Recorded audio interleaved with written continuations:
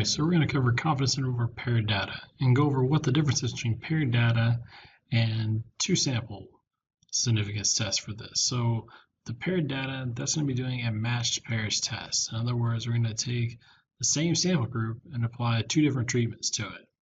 So with this, let's go to this problem and see how that works out for us. So researchers designed an experiment to study the effects of caffeine withdrawal.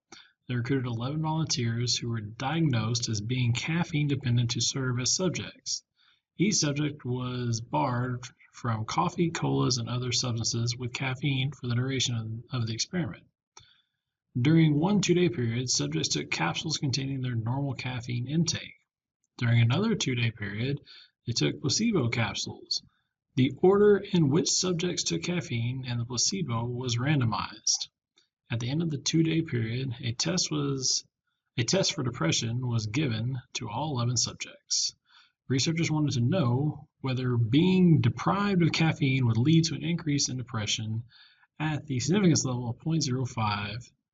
So the table below will show us that data for the subject scores on the depression tests. Higher scores show more symptoms of depression. So we have a two-way table here to go through this. So now, as you can see too, we had 11 subjects and they were both given the caffeine pill and the placebo pill. So the same group of people were giving two treatments. So therefore, there's a paired data, okay? So with this, let's go ahead and make a dot plot for the difference in depression test scores. In other words, we're going to take the caffeine minus a placebo to get our difference of each of the subjects, and then do a dot plot to see what that reveals about the test scores. So again, we're taking the caffeine minus a placebo. So we're simply going to take 5 minus 16, and then we're going to take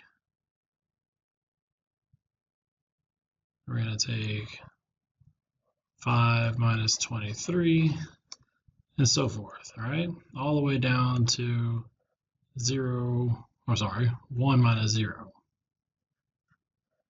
Okay, so I'm just going to write these out, in which case we should get these values. All right, so we get those values right there for the difference. And so let's go ahead and draw a dot plot there to see what we get.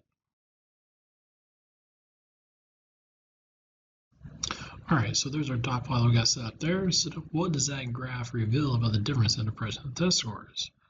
Well, most dots are negative, meaning the placebo score was higher. So most dots are negative, meaning the placebo score was higher. All right, so again, most dots are negative, meaning the placebo score was higher. So now let's look at another part of this question here. So we want to find the mean and standard deviation of the difference. So the caffeine minus placebo and the depression scores, and interpret the mean difference. So we're going to take those values that we had from the difference in the previous problem there and find a mean and a standard deviation for it. All right, so there's our differences right there between the caffeine and placebo right there. So now let's go ahead and find the mean, in which case we need to add those all up and divide by 11.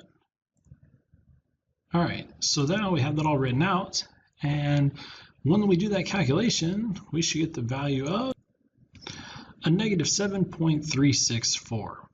So now let's calculate our standard deviation for this, all right? And to do that, we're taking the sum of our x value minus our mean, squaring all those once we add all those values up. So taking the difference value, squaring it, and then adding them all up, and then dividing by 11. So let's look how that's written. Now we have that written out, in which case I just did the first couple here is our negative 11 minus our negative 7.364. So I just put negative 11 plus 7.364, squaring that. Then adding, moving forward, saying negative 18 plus 7.364, squaring that, plus all the way to the last one, we're saying the value of 1 plus 7.364 squared. Again, it's minus the mean, but since I have a negative mean value for our difference, I'm just adding that's why I'm putting the plus sign in there. All right. Once you take the addition of all those up there, then you divide that total number by 11, and we get the value of So you should get the value of 6.918. Okay. So now the last little part here it asked about is interpret the mean difference in context. So all this is really saying is on average, the placebo score was 7.364 higher than the caffeine. All right, so again, on average, the placebo score was 7.364 higher than the caffeine. Again, that's higher simply because our difference that we calculated was our caffeine minus the placebo.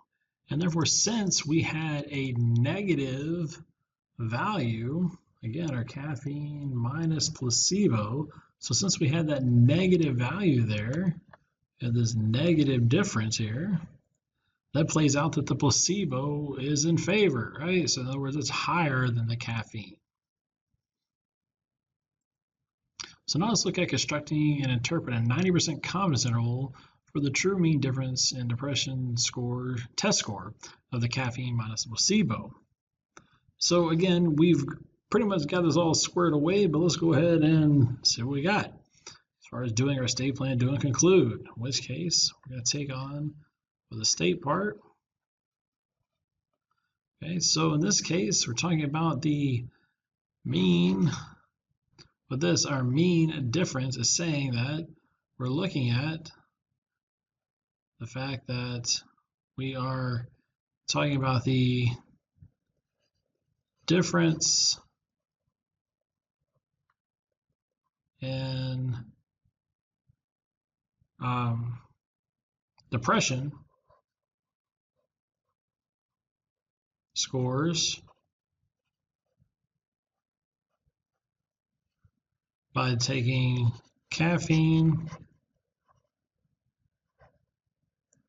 Well, if I can spell caffeine here, let me get that spelled right. Caffeine minus placebo. All right. So with that, then we already calculated our x bar of the difference, in which case we said that was negative 7.364.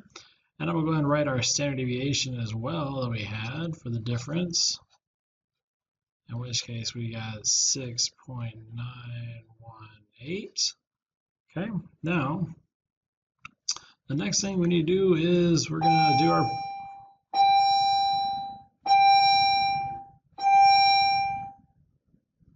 So in this case, now we can do our plan part.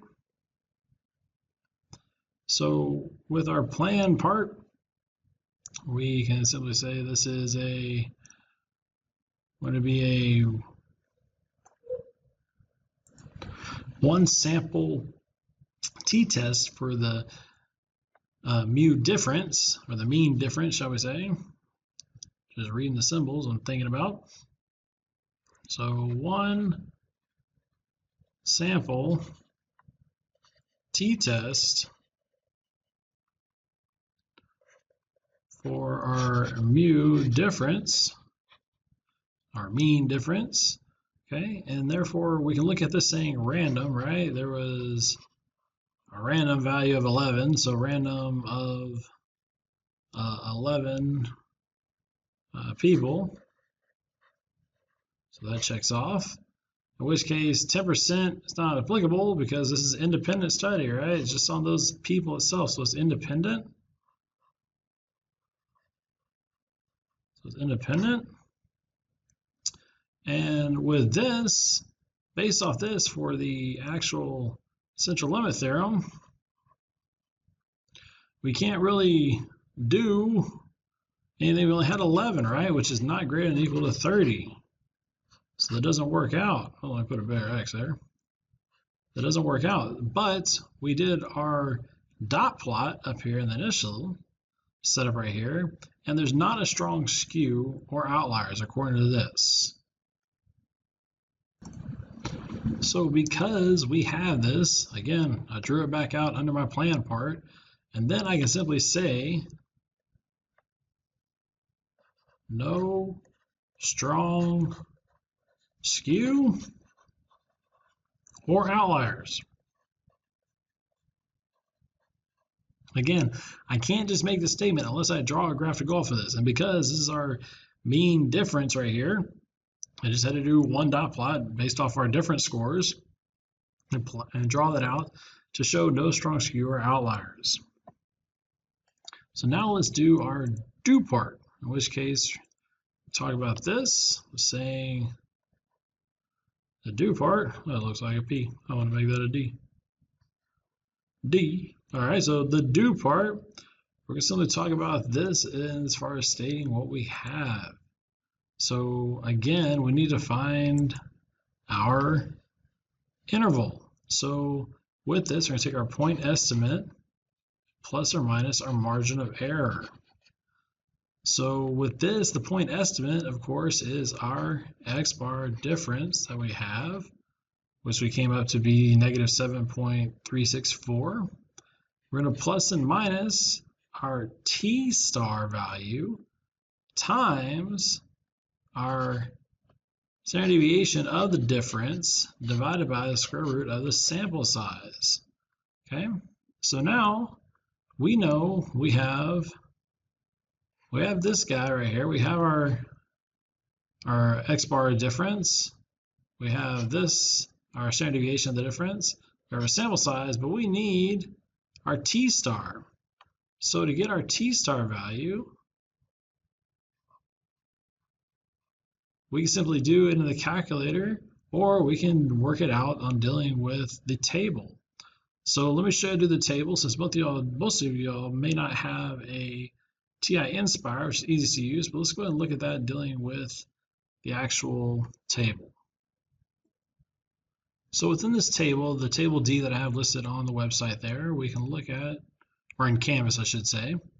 So we're looking at this, in which case I'm going to scroll up enough here to where we see. Now we're looking at the 90% confidence level. So our confidence level right down here is 90%. So we're going to look on this column right here.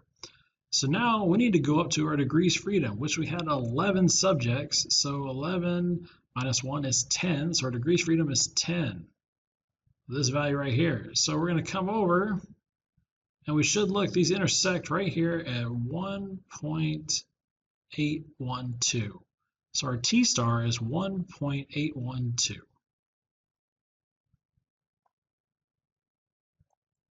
So let's go ahead and write that out. Our T star is 1.812. So now we have all the values to put this in and get our confidence interval.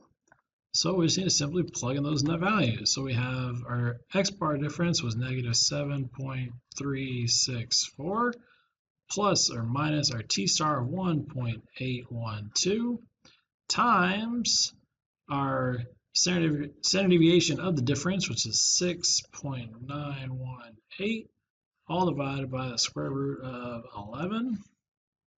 And therefore, I came up with, on my interval, I should get negative 11.144 to negative 3.584. Okay, so now that's my interval that I have the values of. Sorry that looks a little messy right here. I want to make sure you see that that's a 3.584. So now we have our interval. Now we can do the whole conclusion part of this, all right? So for our conclusion, we are 90% confident the interval from negative 11.144 to negative 3.584 captures the true average difference in depression scores. The key wording here is true average difference, because we're talking about the difference, okay? So captures the true average difference in the depression scores.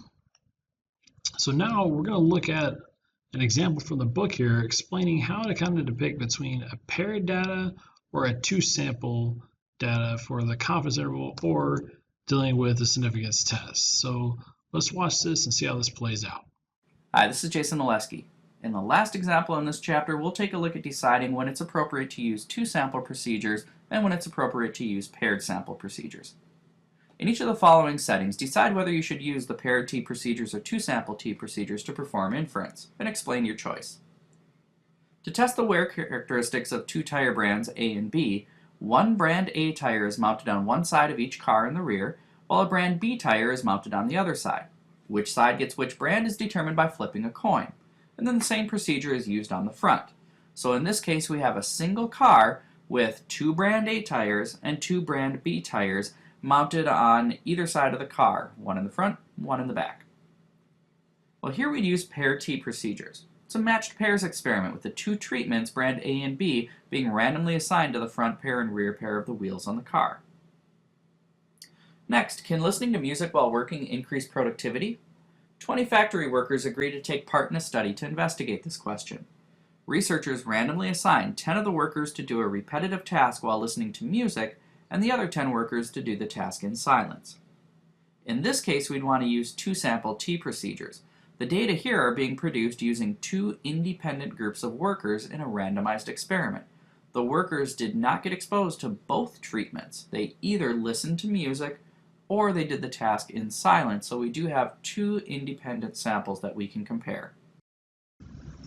All right, so again, with dealing with your paired data or your 2 sample data, with a paired data, it's going to be a matched pairs design, okay? So in other words, you're going to take the same samples and be given 2 different treatments, as to where you give, with a 2 sample test, you're going to have 2 samples getting their own individual treatments to compare against, okay?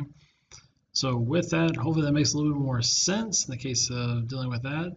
When you're dealing with your difference here for your paired data, you just need to make sure to follow how it's presented in the problem, as in this one said caffeine minus placebo, to follow your values with that. And then also using your either table or calculator to calculate your T-star. Now I know I showed you on the table how to do T-star. Again, if you have a TI Inspire, you may do it like this. If you have a TI Inspire, on the main screen here, just go to the menu, and I want to go to 6, 5, and then we're going to go to inverse T to find your T-star value. And the area, in this case, we're dealing with a 90%. So we're going to take 1 minus 0.9 and divide it by 2. So that gives us 0.1 divided by 2, so 0.05. So 0.05 is our area. Again, that's 100% minus your confidence interval of 90%. So it gives us 10%, and you divide that by 2. And 10% divided by 2 is 5%, so I got 5% in decimal form of 0.05. Our degrees of freedom, again, since we had 11 people in this case, as we did in our chart, we looked at that, we looked at degrees of freedom of 10. So our degrees of freedom is our sample size minus 1, so 11 minus 1 is 10. Okay, and again, that gives us the value we used. Again, disregard the negative value, so we get the positive value of this. So your T-star is going to be a positive 1.812, which is what we used when we calculated this for our interval. As you can see right there, we did T-star of 1.812. All right, guys, so hopefully that made a little bit more sense, and I'll see you next time.